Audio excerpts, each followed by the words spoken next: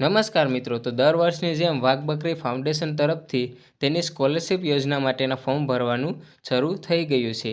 તો આ યોજના અંતર્ગત તમને અંદાજે 25,000થી લઈ અને 75,000 રૂપિયા સુધીની સહાય મળતી હોય છે। તો આ યોજનાની સંપૂર્ણ માહિતી આ વિડીયોમાં જોઈશું।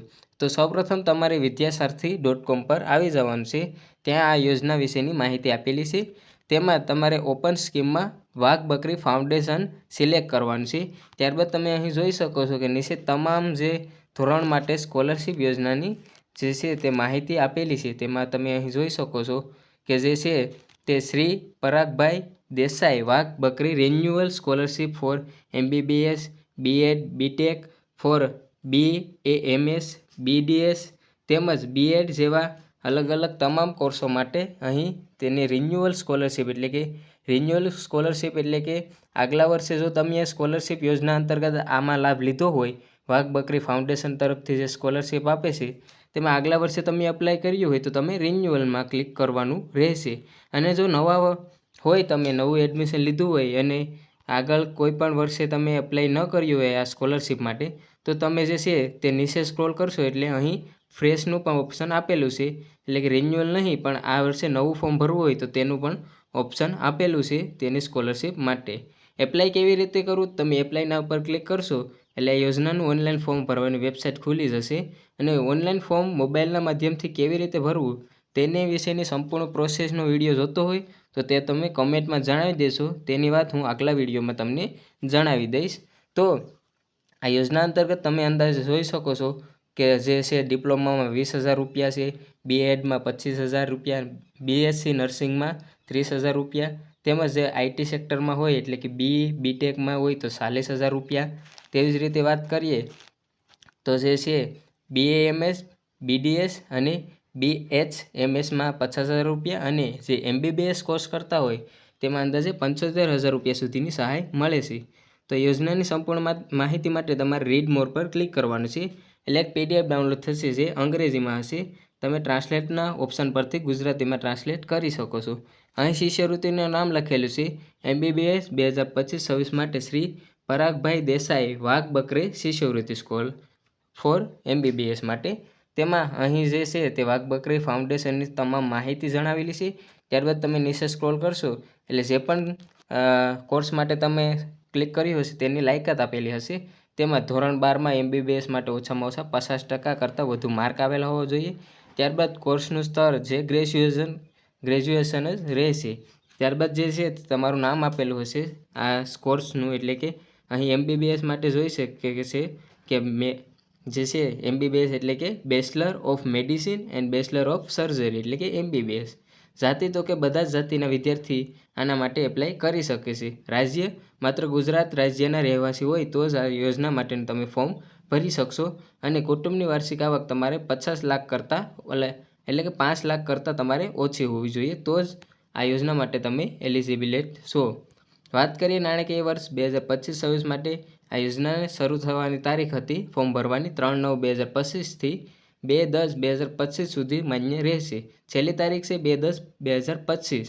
ત્યારબાદ તમે આ યોજના માટે ફોર્મ નહીં ભરી શકો। શિષ્યવૃત્તિની વાત કરીએ તો 75,000 રૂપિયા સુધીની સહાય મળે છે। કોણ અરજી કરી શકે છે? તો કે તમામ વિદ્યાર્થીઓ જે આ સમયે MBBS કોર્સમાં અભ્યાસ કરતા હોય તો તેના માટે ખુલ્લી છે। ત્યારબાદ આ યોજના હેઠળ આવરી લેવામાં આવેલ હોય તો કે તે છે MBBS માટે તમારો અભ્યાસક્રમ આવરી લેવામાં આવ્યો છે। ત્યારબાદ ફરજિયાત ડોક્યુમેન્ટ તો કે આગળ તમને જણાવી દઉં, તમારું બેંક ખાતું પણ ફરજિયાત હોવું જોઈએ। તેમજ તમારે કોઈ પણ જાતિ હોય તો તમામ જાતિના વિદ્યાર્થીઓ આ યોજના માટે એલિજિબિલિટ છે। તેમજ ઓછામાં ઓછા તમારે 50% કરતાં વધુ માર્ક આવેલા હોવો જોઈએ 12મામાં। તેમજ કોઈ પણ જાતિ તમે જો અહીં પણ લખેલું છે કોઈ પણ જાતિ પસંદ કરી શકો છો।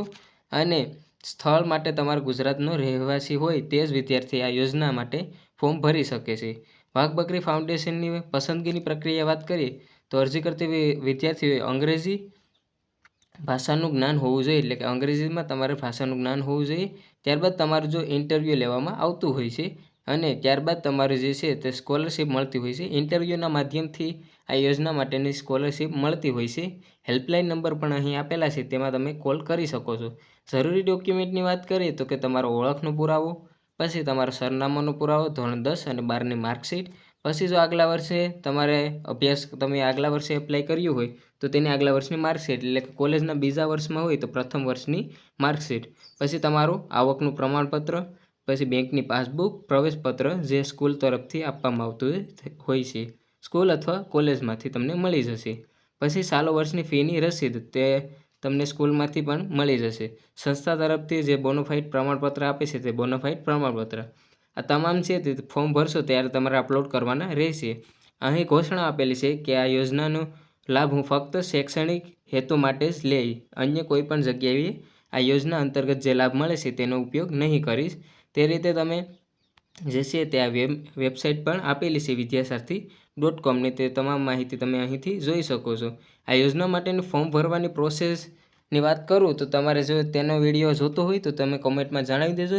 તેની સંપૂર્ણ પ્રોસેસ તમે જે છે તે મોબાઈલના માધ્યમથી સ્ટેપ બાય સ્ટેપ કેવી રીતે ભરી શકો છો તેની સંપૂર્ણ પ્રોસેસ હું આગલા વિડીયોમાં જણાવી દઈશ. તો જો તમારે તે વિડીયો જોતો હોય તો તમે કોમેન્ટમાં જણાવી દેજો. તેની લિંક હું છે તે જ્યારે પણ વિડીયો બનાવીશ ત્યારે તમને હું કોમેન્ટમાં જણાવી દઈશ. તો જે પણ વિદ્યાર્થી મિત્રો આ યોજના અંતર્ગત લાભ લેવા માગતા હોય તો ફોર્મ ભરવાની છેલ્લી તારીખ છે 2/10/2025 સુધી તમે એપ્લાય કરી શકશો.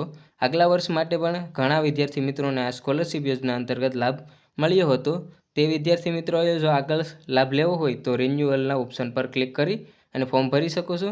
અને નવા વિદ્યાર્થી માટે જે છે તે ફ્રેશનું અહીંથી તમે ક્લિક કરી અને તેમાં ફોર્મ ભરી શકો છો. તો વિડીયો પસંદ આવ્યો હોય તો વિડીયોને લાઇક કરજો, શેર કરજો અને આ યોજનાની આગળની સંપૂર્ણ માહિતી માટે મારી ચેનલને સબસ્ક્રાઈબ ન કરી હોય તો સબસ્ક્રાઈબ કરી લેજો. ત્યાં સુધી મળીએ નવા વિડીયો સાથે. જય હિન્દ, જય ભારત.